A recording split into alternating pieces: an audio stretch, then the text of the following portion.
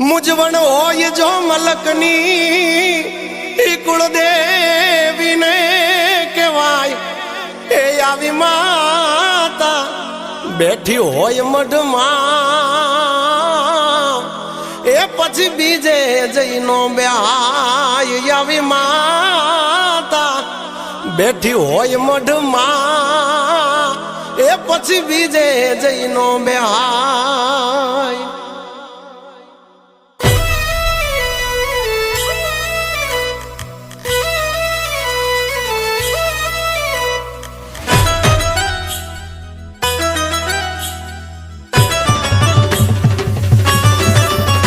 हे जूनू ठे